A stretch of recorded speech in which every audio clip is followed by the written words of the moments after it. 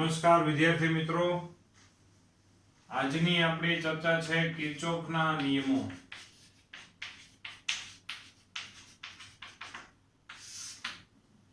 જેમાં બે નિયમ છે કિર્ચોફના આપણે નિયમોમાં, અને બંને વસ્તુ આપણે કિર્ચોફના નિયમો છે એ આઈએમપી ના લિસ્ટમાં આવશે. એટલે આજનો જે આપણે ટોપિક ચલાવશું, એટલે કે જે ટોપિક નંબર આપણો 13 છે, એમાં બે વસ્તુ છે. કિર્ચોફનો પ્રથમ નિયમ એ જંક્શનનો નિયમ પણ કહેવામાં આવશે.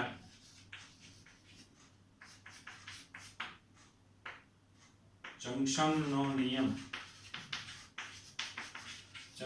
નિયમ એટલે કે જ્યાં બે કરતા વધારે વાહક તાર ભેગા થતા હોય એને આપણે જંક્શન કહેવાય. તો ધારો કે આપણે વાત એવી છે કે ભાઈ આમથી એક આ એમ્પિયર જેટલો પ્રવાહ આવે છે, અહીં જંક્શન પડે, પ્રવાહ બે વિભાગમાં વહેંચાય છે, જે આપણે ગયા પીરિયડમાં થોડીક વાતે હતી જેની. તો આ બાજુ માની લ્યો કે I1 એમ્પિયર પ્રવાહ જાય છે, આ બાજુ I2 એમ્પિયર.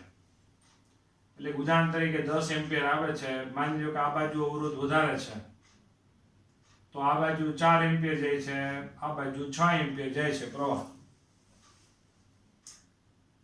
એટલે દર સેકન્ડે કોઈ આડછેદમાંથી પસાર થતો વીજભારનો જથ્થો. તો માની લ્યો કે આ કોઈ આડછેદ છે, એ આડછેદમાંથી દર સેકન્ડે છે, માની લ્યો કે 10 કુલમ વીજભાર પસાર થાય છે. તો અહીંયા જંક્શનથી દૂર કેટલો જાય દર સેકન્ડે?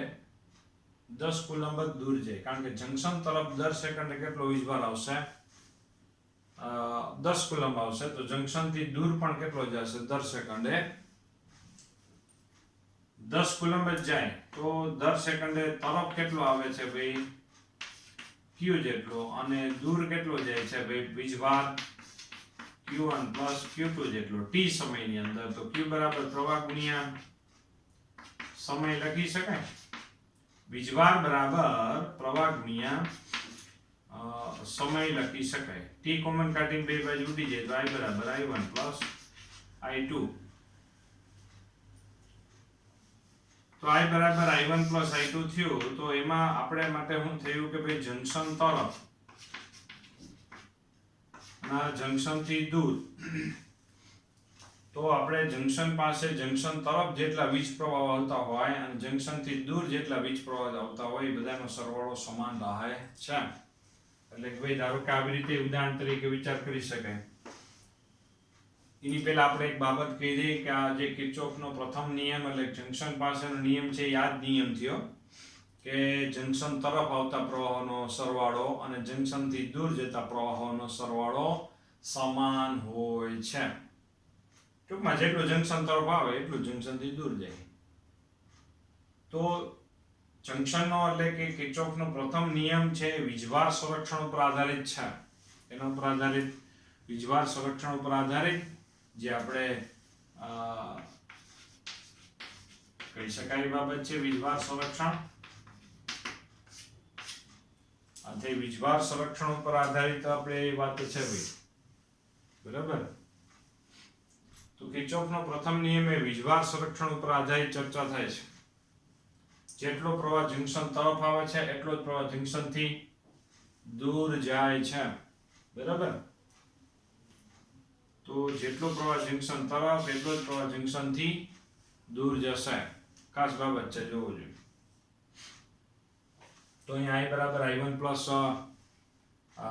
I2 આપણે જંક્શન તરફ જેટલો પ્રવાહ, જો આપણે એક ઉદાહરણ આપીએ કે એક જંક્શન છે, એ બાજુ બે પ્રવાહ આવશે I1 અને I3 પ્રવાહ બે તરફ જંક્શન તરફ આવી રહ્યા છે. જંક્શનથી દૂર જો વિચાર કરો તો આવી રીતે છે, જોવું જોઈએ. I2, I4 અને I5. તો ભાઈ નિયમ એવો થઈ ગયો કે ભાઈ જંક્શન તરફ એટલે કે તરફ આવતા વીજ પ્રવાહનો સરવાળો અને જંક્શનથી દૂર જતા વીજ પ્રવાહનો સરવાળો સમાન રહે છે. જંક્શન તરફ આવતા વીજ પ્રવાહનો સરવાળો અને જંક્શનથી દૂર જતા વીજ પ્રવાહોનો સરવાળો સમાન રહે છે. તો જે આપણા માટે જોવું જોઈએ એક વિધાન આપેલું છે, એક પેલા પરિપથ આપ્યો છે, બરાબર. પરિપથ માત્ર નોંધનીય છે, એટલે કે નોંધ સ્વરૂપે, પાકો નથી કરવાનો. જો અહીંયા એક પરિપથ આપ્યો છે, બરાબર, એ પાકો કરવાની જરૂર નથી. નિયમ શું છે? કોઈ પણ જંકશન આગળ દાખલ થતા પ્રવાહોનો સરવાળો, જંકશન તરફ દાખલ થતા પ્રવાહોનો સરવાળો અને જંકશન થી બહાર આવતા, આ જંકશન છે, જંકશન થી બહાર નીકળતા પ્રવાહોનો સરવાળો બરાબર હોય છે, એટલે કે બંને સમાન હોય છે, એમ આપણે કહી શકાય. ત્યાર પછી જો એટલે ટૂંકમાં વાત એવી થઈ, કેટલા મુદ્દા અગત્યના થયા. કિર્ચોફનો પ્રથમ નિયમ એટલે જંકશનનો નિયમ થયો, જે વીજભાર સંરક્ષણ ઉપર આધારિત છે, બરાબર. આ મુદ્દો યાદ રાખવાનો. બીજો સામાન્ય વાત છે કે જંકશન તરફ જેટલો પ્રવાહ આવશે એટલો જ પ્રવાહ જંકશન થી દૂર જશે. બીજો નિયમ આપણે જો વિચાર કરીએ, કિર્ચોફનો જે બીજો નિયમ છે એ ઉર્જા સંરક્ષણ પર આધારિત આવશે. જેમાં પરિપથમાં આપણે ઉર્જા સંરક્ષણ કરવાનું છે. તો બીજો નિયમ થયો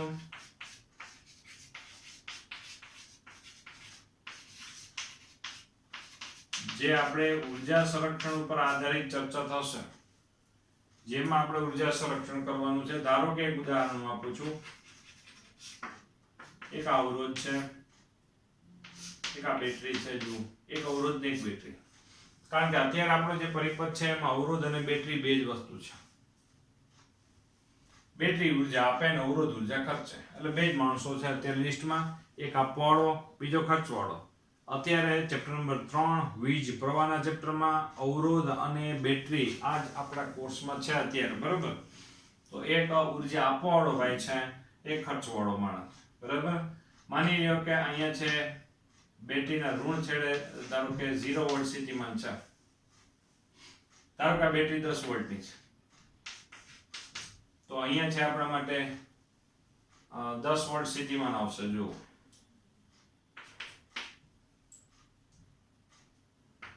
તો અહીંયા છે આપણા માટે 10 વોલ્ટ, અહીંયા 0 વોલ્ટ આવશે. શું કામ એની એવી રીતે? ધારો કે આ બેટરી આમ ક્યાંમાં રેવાજી પ્રવાહ અમે દર્શાવેલો છે. તો અહીંયા છે આપણે ધારો કે અહીંયા સ્થિતિમાન 10 છે, અહીંયા અવરોધમાંથી પસાર થશે પ્રવાહ, એટલે શું થશે? ઉર્જાનો વ્યય થઈ જશે અને અહીંયા થઈ જશે 0. બિંદુઓના નામ આપણે આપી દઈએ છીએ. જો જોઈએ, ધારો કે આ એ બિંદુ છે, આ ધારો કે B, અને આ ધારો કે C, અને આ D. અહીંયા આપણે છે ભ્રમણ કરવાના છીએ, જેમાં ઉર્જા સંરક્ષણ કરતા જશું. ફરીથી જો બહુ સિમ્પલ વાત છે. બેટરી છે ઉર્જા આપે છે, એટલે કે ભાઈ 1 કુલમ વીજભાર આમથી આમ નીકળો તો ત્યારે 10 એકમ એની પાસે ઉર્જા હતી. વોલ્ટ એટલે જૂલ પર કુલમ થાય. 1 કુલમ વીજભાર દીઠ ઉર્જા, 1 કુલમ વીજભાર પાસે 10 એકમ ઉર્જા હતી, અવરોધમાં પસાર થયો, ઉર્જાનો વ્યય થયો ઉષ્મા સ્વરૂપે, અને અહીંયા 0 થઈ ગયો. વળી બેટરી આપેલો એટલે વળી 10. બેટરીએ અહીં 0 હતો, બેટરીએ 10 એકમ ઉર્જા આપી, બરાબર. આમ નામ એની ગાડી ચાલે છે. આ રૈવાજી પ્રવાહ છે. હવે આપણે શું કરવાના છીએ? ભ્રમણની દિશા આપણે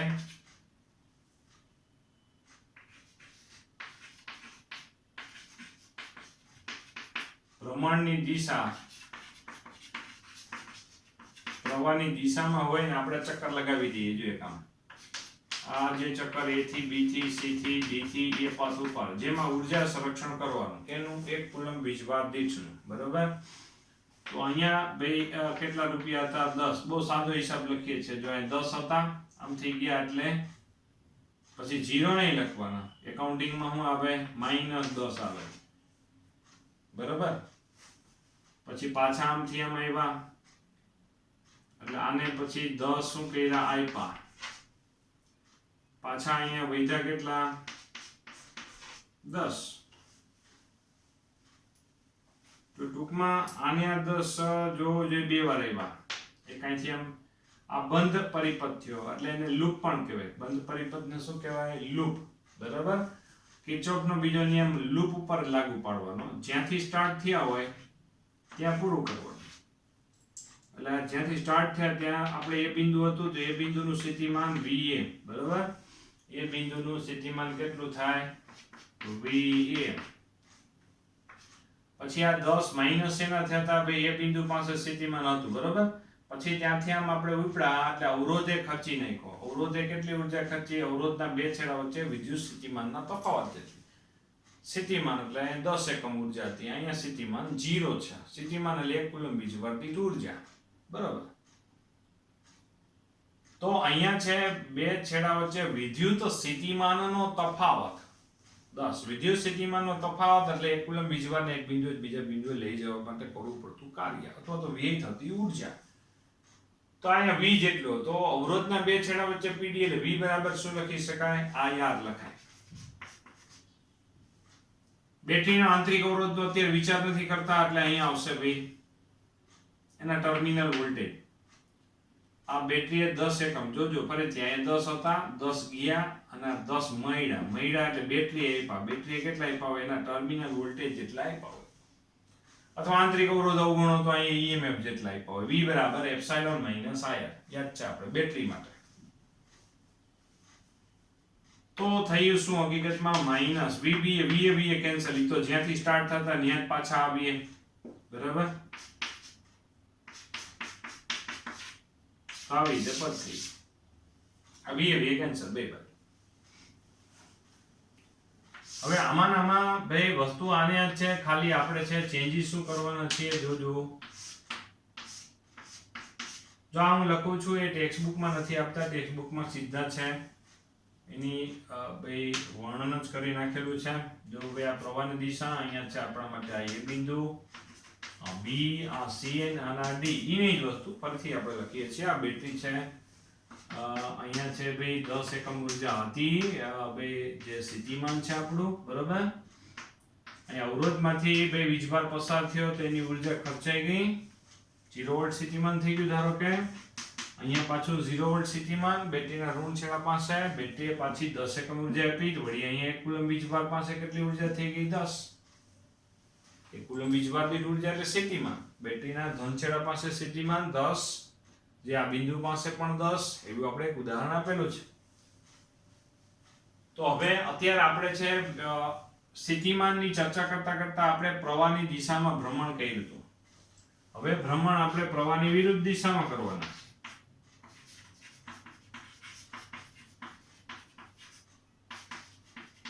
નતર તમને પ્રશ્ન એવો થાય કે સાહેબ અમારે આમ જ ફરવું, એની બદલે તમે છે આમ ઊંધા ફરો તો કોઈ વાંધો નહીં, આમ ફરો. ચાલો આમથી આમ ચક્કર લગાવી. પહેલા અહીંયા એ બિંદુથી સ્ટાર્ટ કરો. એ બિંદુ પાસે સ્થિતિમાન કેટલું છે ભાઈ? 10. અહીંથી ઠેકીને ઓલી બાજુ ગયા, 10 ગયા, -10 ગયા એટલે માઇનસ. સીધું એકાઉન્ટિંગ જ છે ટાઈપનું. પછી અહીંથી આમ અહીંયા આવ્યા, પાછા આમ ટપીને આવ્યા ને અહીંયા +10 બરાબર. પાછા અહીંયા એ બિંદુ પાસે 10.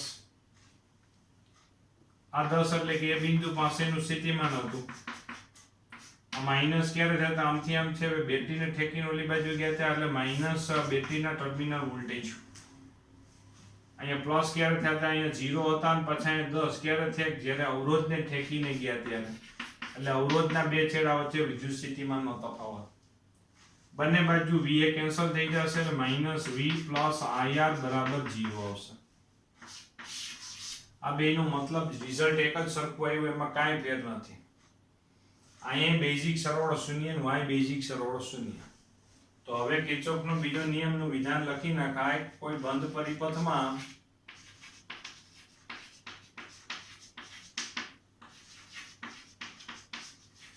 અવરોધો, આ અવરોધના બે છેડા વચ્ચેનો PD છે, અવરોધો અને કોષોના સ્થિતિમાનનો બેઝિક સરવાળો 0 રહે છે. સ્થિતિમાન કોષના બે છેડા વચ્ચેનો સ્થિતિમાન અને અવરોધના બે છેડા વચ્ચેનો સ્થિતિમાનના તફાવતનો બેઝિક સરવાળો 0 રહે છે. બેઝિક સરવાળો 0 એટલે કે શું થયું? ક્યાં કહેતા કે એના જેવી વાત. એના જેવું થયું કે અવરોધે જેટલા ખર્ચા ઓલા એટલા આપ્યા. આનો મતલબ એવો જ થયો, બેટરી જેટલા આપે છે ઓલો એટલો ખર્ચી નાખે છે, કોઈ નફો કે કોઈ નુકસાન થતું નથી. તો જોવું જોઈએ લૂપ બંધ ગાળાનો નિયમ છે લૂપ માટે. અને આપણે બીજા નિયમને હવે બંધગાળા માટેનો નિયમ પણ કહેવાય, જેમાં અવરોધો અને વિદ્યુત કોષો ધરાવતા કોઈ પણ બંધગાળામાં સ્થિતિમાનના ફેરફારોનો બેઝિક સરવાળો શૂન્ય રહે છે. સ્થિતિમાનના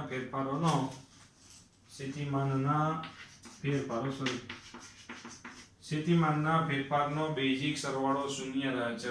મોસ્ટ આઈએમપી વિધાન છે આપણું. કિર્ચોફનો બીજો નિયમ પહેલાના જમાનામાં આપણા માટે બહુ ઉપયોગી હતો, અત્યારે પણ ઉપયોગી છે, પણ અત્યારે જો MCQ ના જમાનાની વાત કરીએ તો ઉપયોગી આ કિર્ચોફનો બીજા નિયમ ઉપરથી આપણે જે સ્ટેપ બનાવીએ એ ઉપયોગી. કેવી રીતે બનાવીએ જો હવે એના માટેના નિયમ બનાવી નાખીએ, જેને આપણે સંજ્ઞા પ્રણાલી કહેવામાં આવશે. સંજ્ઞા પ્રણાલી નીચે નોંધ સ્વરૂપે લખેલી છે. અત્યાર સુધી સંજ્ઞા પ્રણાલી કોઈ દિવસ બોર્ડમાં પૂછાણી નથી, પણ મારા મત પ્રમાણે જે 13મો ટોપિક છે એમાં નીચે નોંધ સ્વરૂપે જે સંજ્ઞા પ્રણાલી છે, જે આ સંજ્ઞા પ્રણાલી, એ સંજ્ઞા પ્રણાલી 5 વાર લખી નખાય. કારણ કે આગામી ઉદાહરણના સ્વાધીન દાખલા અને MCQમાં કિર્ચોફનો બીજો નિયમ ખૂબ જ ઉપયોગી નીવડશે અને આપણે અવનવા સોલ્યુશન માટે આપણે બહુ કી બાબત સાબિત રહેશે. અને એના માટે આ સંજ્ઞા પ્રણાલી ખૂબ જ જરૂરી છે. કે જો સંજ્ઞા પ્રણાલી તૈયાર થઈ જ ગઈ છે અત્યારે, જે આમાં તમને ખ્યાલ જ છે કે ભ્રમણની દિશા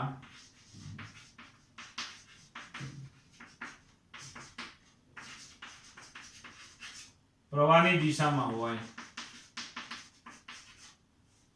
ભ્રમણની દિશા પ્રવાહની દિશામાં હોય, ભ્રમણની દિશા પ્રવાહની દિશામાં એટલે આ નિયમ લાગુ પડે. અને અવરોધ આવે શું કરવાનું? અવરોધ આવે માઇનસ આયર, એટલે કે એનો જે સ્થિતિમાનનો તફાવત ઋણ લેવો. અને બીજું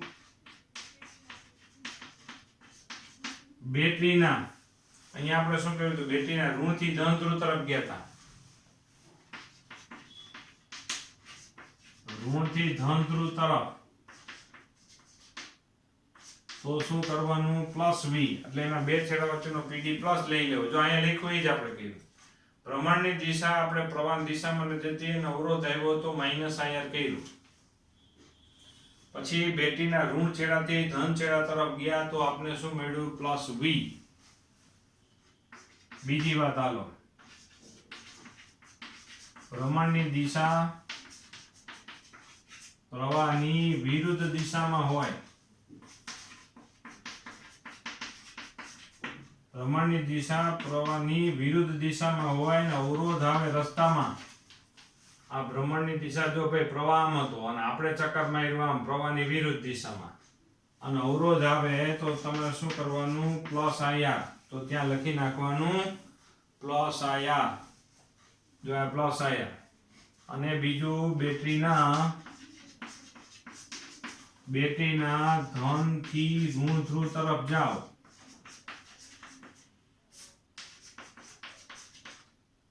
તો માઇનસ v કરી નાખવાનું. જો અહીંયા આપણે શું કર્યું? આમ ફરતા ફરતા આમાં ગયા અને બેટરીના ધન થી ઋણ ધ્રુવ તરફ ગયા તો માઇનસ v આપણે પ્રાપ્ત થાય છે. જોવું જોઈએ.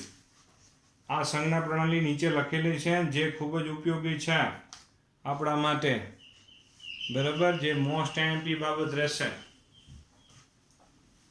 ભ્રમણની દિશા પ્રવાહની દિશામાં હોય, અવરોધ આવે માઇનસ આયર, બેટરીના ઋણથી ધન ધ્રુવ તરફ જાવ તો પ્લસ v, ભ્રમણની દિશા પ્રવાહની વિરુદ્ધ દિશામાં હોય ને અવરોધ આવે તો પ્લસ આયર.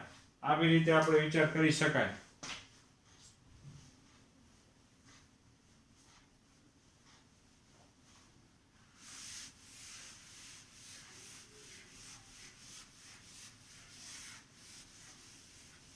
જો આની પ્રેક્ટિસ પણ કરીએ એટલે વધારે તમને ખ્યાલ આવે. જુઓ,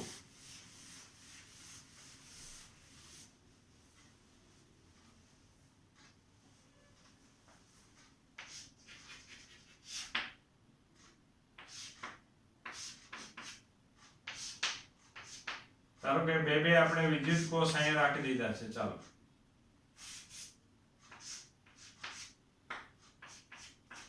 આના ટર્મિનલ વોલ્ટેજ V1 છે, આના ટર્મિનલ વોલ્ટેજ V2 છે, આનો અવરોધ R1 છે,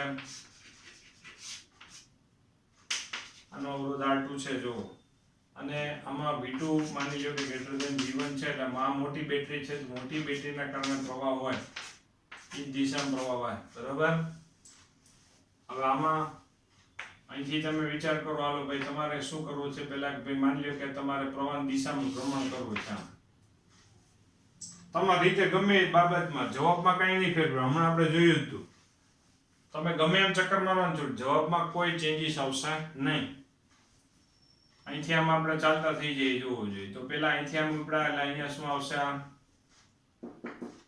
બેટરીના આમથી આમ હાલતા જાઓ એટલે બેટરીના ધનથી ઋણ ધ્રુવ તરફ ગયા માઇનસ પ્રવાહની દિશામાં છીએ, અને અવરોધ આવ્યો એટલે માઇનસ પ્રવાહ ગુણ્યા અવરોધ.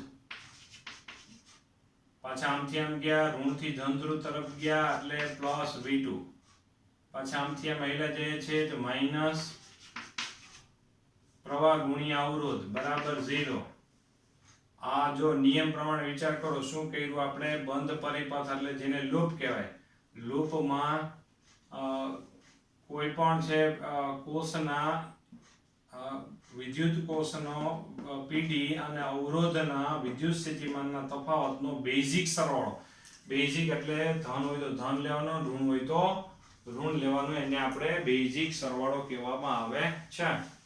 આમાં હજી આપણે આગળ એડવાન્સ આપણે વિચાર કરી શકાય. જો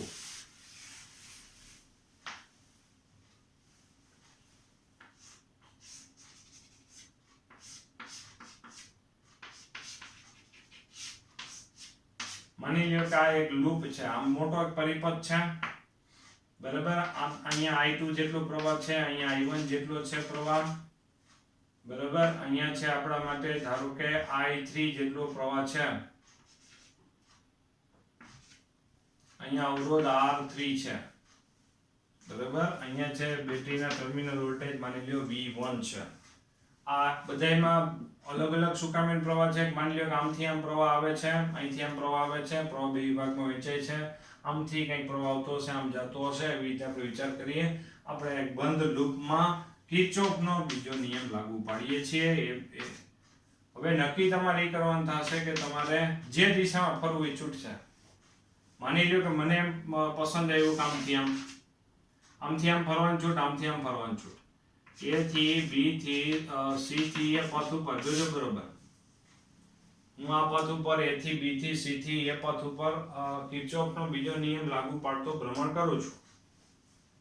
તો જો સંજ્ઞા પ્રણાલી મુજબ આમથી આમ ચાલુ તો પ્રવાહની વિરુદ્ધ દિશામાં અવરોધ આવે છે. પ્રવાહની વિરુદ્ધ દિશામાં અવરોધ આવે તો શું કરી નાખવાનું, પ્લસ પ્રવાહ ગુણ્યા અવરોધ. પછી આમ ચાલતો હોય તો અહીંયા પહોંચ્યો, ત્યાંથી આમ ગયો તો જેવો અંદર ગયો તો પ્રવાહની દિશામાં જાઉં છું.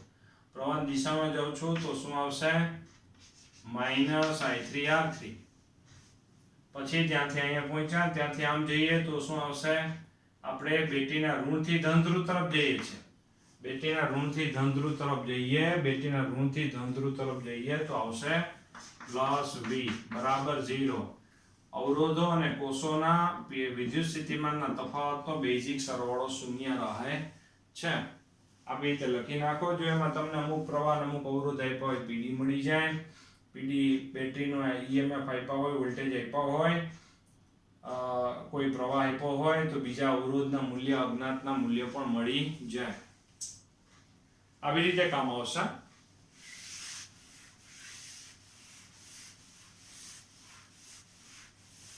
ત્યાર પછી ટેક્સ્ટમાં પણ તમને ખબર હોય તો એક આપેલું છે. ટેક્સ્ટમાં પણ તમને છે એક આપેલો જ છે, જોવું જોઈએ. આ ટેક્સ્ટમાં પણ આપણે જો તમને છે અહીંયા છે ભાઈ કંઈક 30 ઓહ્મ છે અવરોધ. હવે એક પરિપથ છે, જોવું જોઈએ. પછી અહીંયા એક અવરોધ છે જે 40 ઓહ્મ. ડેમોન્સ્ટ્રેશન આપેલું છે જેથી તમને ખ્યાલ આવે. અહીંયા 1 ઓહ્મ છે. અહીંયા બેટરી છે એ લગભગ 45 વોલ્ટની બેટરી છે. આ 45 વોલ્ટની બેટરી.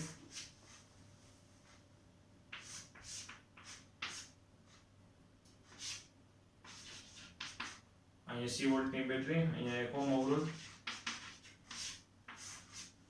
આમાં વહેતો પ્રવાહ I2 છે, બધું બરાબર. અહીંયા પ્રવાહ I2,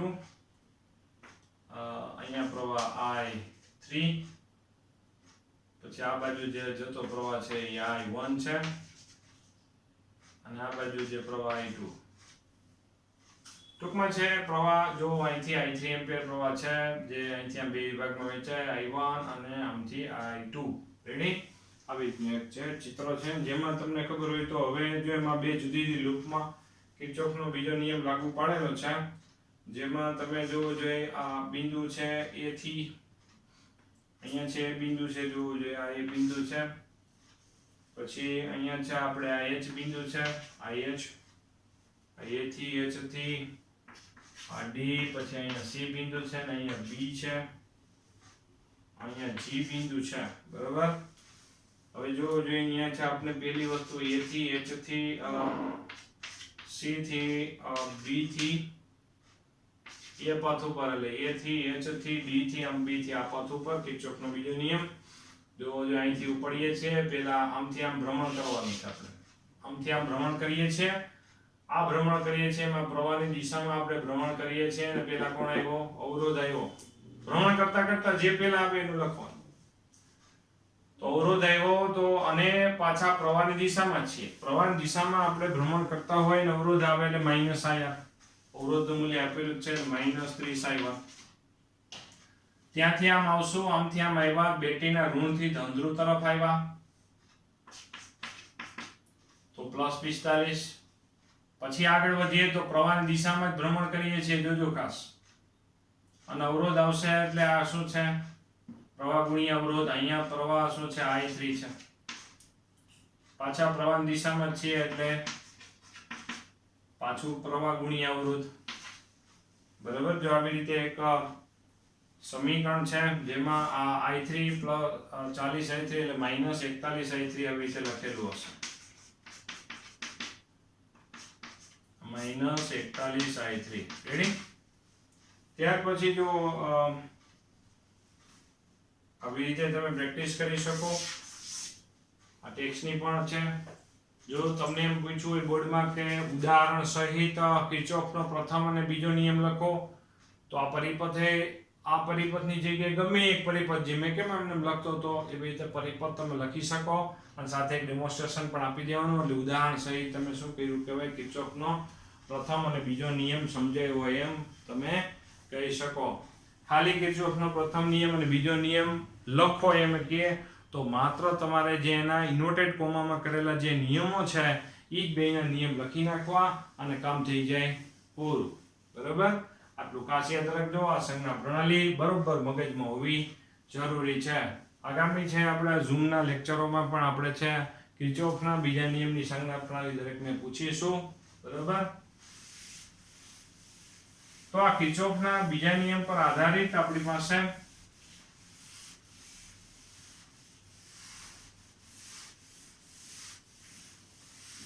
કિર્ચોફના બીજા નિયમ પર આધારિત આપણી પાસે છે એનો ઉપયોગમાં એટલે જેથી તમને એની ઉપયોગે ખબર પડે એવો એક આપણી પાસે બાબત છે જે આપણી પાસે છે વિસ્ટર્ન બ્રિજ છે. જો જે આપણે 14મો ટોપિક છે એના પછીના પાને જો વિસ્ટર્ન બ્રિજ આપને આપવામાં આવે છે.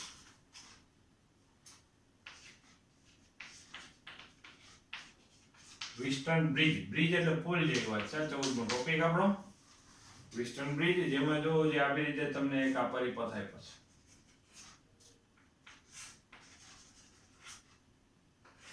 આ પરિપથ અહીંયા છે આપણા માટે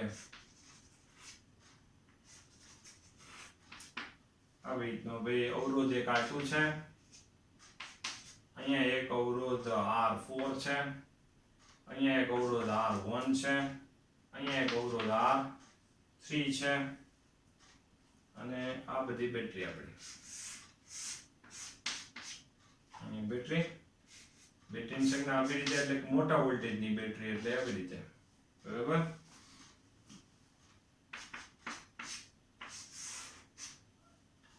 પછી અહીંયા એક ગેલોનોમીટર છે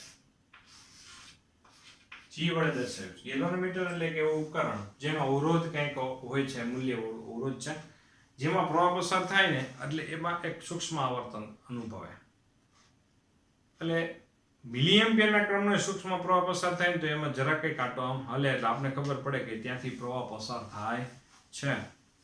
તો આ થઈ ગયું ગેલોનોમીટર. જો આ G વડે દર્શાવ્યું છે એ શું છે? ગેલોનોમીટર. શું કામ કરે છે? પ્રવાહની સંવેદનશીલ વસ્તુ છે, એટલે કે ઓછા મૂલ્યનો મિલિએમ્પિયરના ક્રમનો પણ પ્રવાહ પસાર થશે, એમાં કોણાવર્તન થશે. એટલે કોણાવર્તન થાય એટલે આપને ખબર પડી જાય કે અહીંયાથી પ્રવાહ પસાર થઈ રહ્યો છે. બરાબર. ત્યાર પછી જો જોઈએ અહીંથી આ પ્રવાહનું વિભાજન જો વિચાર કરીએ, આ એમ્પિયર પ્રવાહ છે, જંકશન પડે તો પ્રવાહ છે બે વિભાગમાં વહેંચાય. આ બાજુ છે માની લ્યો કે I2 પ્રવાહ અને આ બાજુ I1 પ્રવાહ. હવે શું થશે કે ભાઈ આ I2 પ્રવાહ થોડો ઘણો છે આમાંથી આ બાજુ જશે કે આમાંથી આમ આ બાજુનો પ્રવાહ કા ભળશે, જેથી આ બાજુ જે R4 પ્રવાહમાં વહેતો પ્રવાહ છે એ ધારો કે I4 થઈ જશે. કેવું થઈ જશે? I4 થઈ જશે. પછી I1 પ્રવાહ છે કાં તો અહીંથી આમ બે વિભાગમાં વહેંચાશે આમ, જેથી અહીંયા વહેતો પ્રવાહ શું થઈ જશે? I3. એટલે થોડો ફેરફાર થઈ જશે. બરોબર, જંકશન પાસે. એટલે ત્યાર પછી આમાં આપણે કિર્ચોફનો બીજો નિયમ લાગુ પાડીએ છીએ. જોજો ખાસ, કિર્ચોફનો બીજો નિયમ લાગુ પાડી દઈએ તો તમને છે કેટલી બાબત તમને જોવા મળે. બંધ ગાળા ઉપર આપણે કિર્ચોફનો બીજો નિયમ લાગુ પાડીએ છીએ. પણ ધારો કે તમે કંઈક એવી રીતે સેટિંગ કરો કે ભાઈ ધારો કે અહીંયા બિંદુઓના નામ આપણે ટેક્સ્ટ મુજબ જ વિચાર કરીએ તો અહીંયા છે આ A બિંદુ, આ B, આ C અને આ D. બરાબર. તમે ધારો કે કંઈક એવી રીતે ગોઠવણ કરી દો કે B અને D બે બિંદુ પાસે સ્થિતિમાન સમાન થઈ જાય. B અને D બંને બિંદુ પાસે સ્થિતિમાન સમાન થઈ જાય. સ્થિતિમાન સમાન થઈ જાય તો એનો મતલબ એવો થાય કે અહીંયા વિદ્યુત સ્થિતિમાનનો તફાવત 0 થાય. વિદ્યુત સ્થિતિમાનનો તફાવત 0 એટલે એનો મતલબ કે હંમેશા પ્રવાહ ઊંચા સ્થિતિમાનથી નીચા સ્થિતિમાન તરફ વહન થાય છે. તો બે જગ્યાએ સ્થિતિમાન સમાન થઈ જાય તો એનો મતલબ એવો થાય કે અહીંયા ગેલોનોમીટરમાંથી પસાર થતો Ig પ્રવાહ, જે Ig વડે દર્શાવો તો અહીંયા આપણે લખીએ કે ગેલોનોમીટર, ગેમી એટલે ગેલોનોમીટરમાંથી પસાર થતો પ્રવાહ Ig જે શૂન્ય મળે છે. ગેલોનોમીટરમાંથી વહેતો પ્રવાહ શૂન્ય મળે તો શું થાય? જોજો, બરોબર વિચાર કરજો. ગેલોનોમીટરમાંથી વહેતો પ્રવાહ શૂન્ય થઈ જાય તો શું થાય? અહીંથી જે પ્રવાહ I2 જે વિભાજન પામીને ગયો છે એ આ જંકશન પાસેથી બે વિભાગમાં વહેંચાશે જ નહીં. બે વિભાગમાં ન વહેંચાય એટલે અહીંથી જે પસાર થતો પ્રવાહ એ ટોટલી શું થઈ જશે? I2 થઈ જશે. જોજો, બરોબર. અને અહીંથી જે પસાર થતો પ્રવાહ છે, આમથી જે I1 પ્રવાહ એવો અહીંયા જંકશન પડે છે ને, જંકશનમાંથી પ્રવાહ છે બે વિભાગમાં વહેંચાય છે. તો બે વિભાગમાં જે વહેંચાય છે તેમાં અહીંથી બે વિભાગમાં વહેંચાય તો તેમાં છે જે આ બાજુનો જે પ્રવાહ છે એ આપણા માટે શું થઈ જશે? આ બાજુનો જે પ્રવાહ છે એ શૂન્ય થઈ જશે. બરાબર. આ બાજુનો પ્રવાહ છે એ શું થઈ જશે? શૂન્ય થઈ જશે. તો જેથી અહીંથી જે પ્રવાહ I1 આવ્યો એ ટોટલી આ બાજુ શું થઈ જશે? I1 આપણે થઈ જશે. બરાબર. આમથી I2 થી આમ જશે, I1 થી આ બાજુ જશે. રેડી? તો આવી રીતે આપણે વિચાર કરી શકાય. જોવું જોઈએ. ટૂંકમાં આમથી આમ આવ્યો જશે. આવી રીતે આપણે વિચાર કરી શકાય. તો હવે છે આપણે એમાં કિર્ચોફનો બીજો નિયમ લાગુ પાડીએ. જુઓ, આપણે અહીંયા છે ભાઈ A થી B થી D થી એ પથ ઉપર કિર્ચોફનો બીજો નિયમ લાગુ પાડીએ. જો A થી B થી D થી એ પથ ઉપર જાઓ તો અહીંથી આપણે સ્ટાર્ટ કરીએ. A થી B તરફ જાઓ એટલે પહેલા પ્રવાહ દિશામાં છે એનો અવરોધ આવશે -I2R2. પછી આમ આવ્યા, આ ગેલોનોમીટરમાંથી B થી D બાજુ આવ્યા. બરાબર. ત્યાં કોઈ પ્રવાહ પસાર થતો નથી તો ત્યાંથી આમ આવ્યા. જોજો, બરોબર. તો આમથી આમ ગયા એટલે પ્રવાહની વિરુદ્ધ દિશામાં છે. જોજો, ભ્રમણની દિશા આમ જઈએ છે. પ્રવાહની દિશા પ્રવાહની વિરુદ્ધ દિશામાં હોય અને પ્લસ I1 R1 ભ્રમણની દિશા આપણી પ્રવાહની વિરુદ્ધ દિશામાં છે પ્લસ I1 R1 બરાબર શું આવશે 0 આવશે થાય આવી રીતે જોવું જોઈએ તો અહીંયા છે આપણે શું વિચાર કરી શકાય કે ભાઈ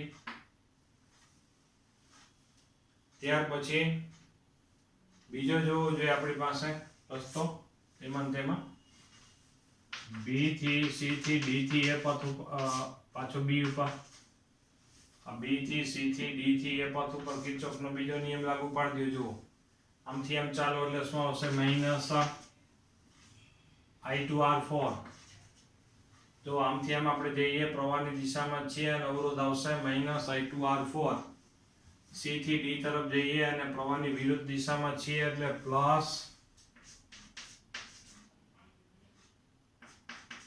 I1 R3 બરાબર પ્લસ I1 R3 તો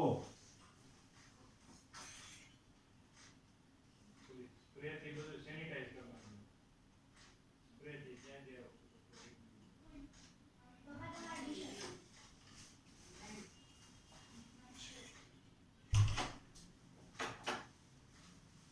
તો અહીંયા છે આપણા માટે શું આવશે જોવું જોઈએ અહીંયા પ્રવાહની આપણે વિરુદ્ધ દિશામાં હતા એટલે આપણે પ્રવાહની વિરુદ્ધ દિશામાં એટલે માઈનસ I1 R3 બરાબર સોરી પ્લસ I1 I3 પ્રવાહ જોવું જોઈએ આમથી આમ આપણે ગયા પ્રવાહની દિશામાં હતા પછી અહીંયા જંકશન પડ્યો પછી આમ આવ્યા એટલે પ્રવાહની વિરુદ્ધ દિશામાં હતા પ્રવાહની વિરુદ્ધ દિશામાં હતા એટલે અવરોધ આવ્યો તો પ્લસ I1 R3 આવી રીતે વિચાર કરી શકાય તો I1 R1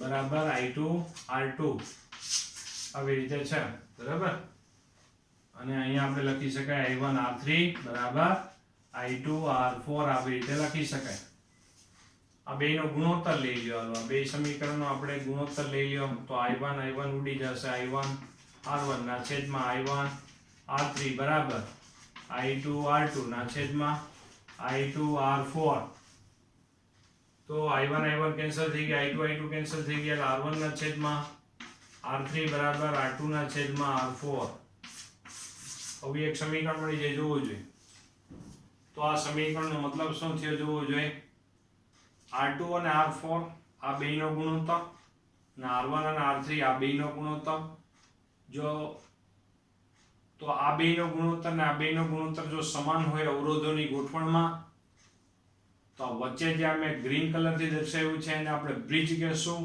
અને ઈ બ્રિજમાં કોઈ પ્રવાહ પસાર થશે નહીં અને બ્રિજમાં પ્રવાહ પસાર ન થાય તો જ્યાં પ્રવાહ પસાર ન થતો હોય તો તેને આપણે અવગણી શકાય એટલે કે જ્યારે પણ અવરોધને શ્રેણી સમાંતરના જોડાણમાં તમને જ્યાં પણ ધારો કે આવી બાબત દેખાય જ્યાં પણ તમને આવી બાબત દેખાય આવું કેપેસિટરમાં કરતા જ તમને યાદ હોય તો કેપેસિટરમાં કરતા જ અહીંયા છે R2 R4 R1 R3 તમને યાદ હોય તો આ બેનો ગુણોત્તર અને આ બેનો ગુણોત્તર જ્યારે સમાન થતો ત્યારે આમાં કોઈ પ્રવાહ પસાર ન થાય તો પ્રવાહ પસાર ન થતો હોય તો અવરોધની કઈ વાત આવે નહીં અવરોધની વાત ન આવે તો આ અવરોધને આપણે અવગણી શકાય શ્રેણી સમાંતરના જોડાણમાં ખાસ કામ આવશે જ્યારે પણ બ્રિજ માટે વાત આવશે અને આ બ્રિજ સંતુલન કહેવાય અને બ્રિજ શું થઈ ગયો કહેવાય સંતુલન એવો શબ્દ વાપરે છે અને એ આપણે પ્રેક્ટિકલી ક્યારે ખબર પડે કે આ ગેલોનોમીટરમાંથી પસાર થતો પ્રવાહ શૂન્ય થાય અથવા તો શૂન્ય જોવા મળે ત્યારે આપણને એમ વિચાર આવે અથવા તો આપણે કહી શકાય કે અહીંયા છે હકીકતમાં કોઈ પ્રવાહ પસાર થતો નથી ગેલોનોમીટરમાંથી પ્રવાહ જ્યારે શૂન્ય હોય આ વેસ્ટર્ન બ્રિજનો જે ટોપિક છે જે આપણે 14મા નંબરના ટોપિકમાં આપણે છે જે પણ આપણા માટે ઇમ્પોર્ટન્ટ છે ફરીથી શેના માટે આ વેસ્ટર્ન બ્રિજનો ઉપયોગ થયો શેના માટે ઉપયોગમાં આવશે શ્રેણી સમાંતર જોડાણમાં જ્યારે પણ આપણે બ્રિજ સંતુલિત હોય બ્રિજ સંતુલિત ક્યારે થાય કે જ્યારે આ બેના અવરોધનો ગુણોત્તર અને આ બેના અવરોધનો ગુણોત્તર સમાન હોય ત્યારે બ્રિજ સંતુલિત કહેવાય અને બ્રિજમાં પ્રવાહ પસાર ન થાય અને બ્રિજમાં પ્રવાહ પસાર ન થાય તો એના અવરોધની વાત કરવાની જરૂર નથી ચેપ્ટર નંબર 2 માં કેપેસિટર માટે એવું કરતા આપણે કે જ્યારે આ બેનું કેપેસિટન્સ અને આ બેનું કેપેસિટન્સ નો ગુણોત્તર સમાન હોય ત્યારે અહીંયા વચ્ચેથી કોઈ પ્રવાહ પસાર ન થાય તો વચ્ચે જો જોડેલું કોઈ કેપેસિટર હોય તો ત્યાં પ્રવાહ પસાર ન થાય તો કેપેસિટર ચાર્જ થાય કે ડિસ્ચાર્જ થશે નહીં. તો જો કેપેસિટર ચાર્જ કે ડિસ્ચાર્જ ન થાય તો હકીકતમાં એ કેપેસિટર માટે આપણે કોઈ વિચાર કરવાની જરૂર નથી. એટલે આપણે કેપેસિટરને વચ્ચેથી કાઢી જ નાખતા અને પછી શ્રેણી સમાંતર કરી નાખતા. સેમ અત્યારે પણ આપણે અવરોધોના શ્રેણી સમાંતરની તમે જે પ્રેક્ટિસ કરવા માંડ્યા છો લીથામાં તેમાં પણ આપણે એ જ કરીશું. પણ ખાસ બાબત, આ કન્ડિશન જો સેટિસ્ફાય થાય તો જ બ્રિજ સંતુલિત કહેવાય, નહીંતર ન કહેવાય.